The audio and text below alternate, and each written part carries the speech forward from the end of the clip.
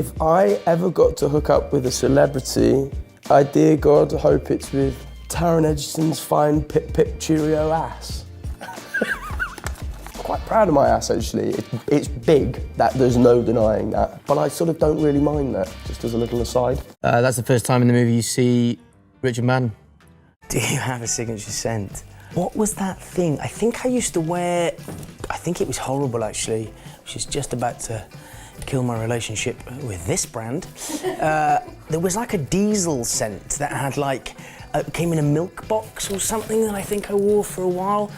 I don't think it was their finest, because I've smelled some lovely diesel fragrances, but I don't remember thinking that this one was fab. This is the closing for Taron to read into camera. Sorry. It's for you. Look. Well, when I read it, look what happens. This has been 60 seconds with Taron Egerton, only on Cinemax, and now we look foolish. Has been... Here we are. This has been 3 minutes, 45 60 seconds. Okay. This has been 60 seconds with... What's your name again? Taron. You got to change the name, dude. I know, yeah. What are you going to make it? Hugh Jackman. Talk us through your first kiss. I don't, like most people, I don't really remember it. It was drunken. I remember teeth, which is obviously not great. Some technique to be learned there. It was very drunken, very messy, not particularly inspiring. I remember being very pleased with myself afterwards, but I don't think it's one I'd want to relive anytime soon. Right, I don't know. Yeah, I think, I don't know. I mean, how's it going for you? I mean, great. Yeah. You started by calling me a lady, so. Great. I don't know. I guess I'm the one person who can't comment on how charming I am. I think when you're playing a role like, you know, Robin Hood, and you know, it's in a studio movie where the intention is that lots of people will go and see it. You know, part of the gig is trying to be a bit charming, I think. But I would hope that my if I am charming, I would hope it's a slightly less smarmy kind of yeah, way, I mean, I don't know. Yeah, I don't know. Oh, smarmy, totally burned. I want Taron Egerton to redacted in brackets. What does that mean? Can't say it because it's too rude. Okay, I want Taron Egerton to something me while I have his something in my something and he can something. Oh my God, that's really quite full on, isn't it? It's gonna make me blush, whoever you are. Privy. Toilet! Yeah! I just remembered. Taron Egerton is a white boy that I trust to destroy my bussy. What does that mean? Really? Well, come on then. Elton's not a particularly camp bloke. I go a little bit camp there.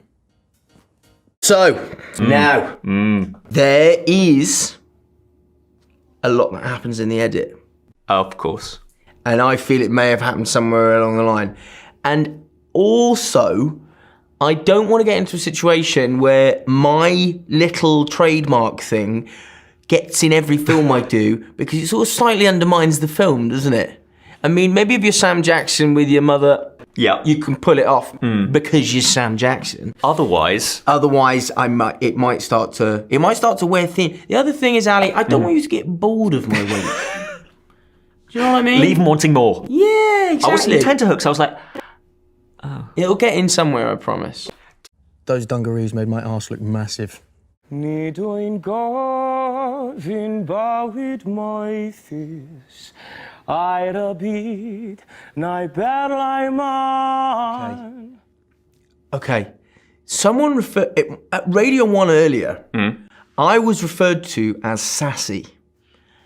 And I'm feeling that, because I do feel that there is a bit of sass to me. So I'm gonna go with Sassy the Dwarf.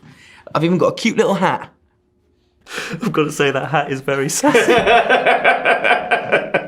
That neon troubadour sign is obviously really cool, and exactly as it is in the Troubadour Club in LA, which I visited after we shot. And we were on set one day and Richard Madden turned to me and said, "You should take that home and put it in your kitchen." And I did, and it's still there. What was the most badass thing you did as a teenager? I was never a bad teenager, but I was lippy. Surprise, surprise.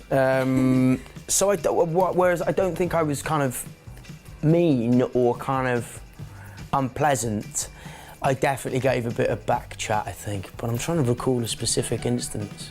Oh, I've got one. Okay, so there was a time where I was passing notes with a girl that I fancied in school, and I was I was a sort of chubby, awkward kid, and I remember that a teacher who I loved, and we had such fantastic, I'd go as far as to say he's the best teacher I ever had, took the note and I was so embarrassed. And he must have seen that I was embarrassed. I think it was, I don't think he handled the situation very well, but he read it. And I was so embarrassed that he read it. And he said, "Okay, Taron, shall we say that that is of an intimate nature?" And I said, "Okay, sir, shall we also say that it's none of your business?" And the whole class went, "Whoa." And then he said, "I think it's going to take us some time to rebuild our amicable relationship." But we have. I still see him from time to time, and he's a great bloke. Shout out, Mr. Francis. When we were training, I had all these blue, I know, Crimea River. I was paid to do it, but like, you know, there was all these blue little lines along here. No one cares. Lovely. It's Rightly healed so. up Shut up, nicely. Taron.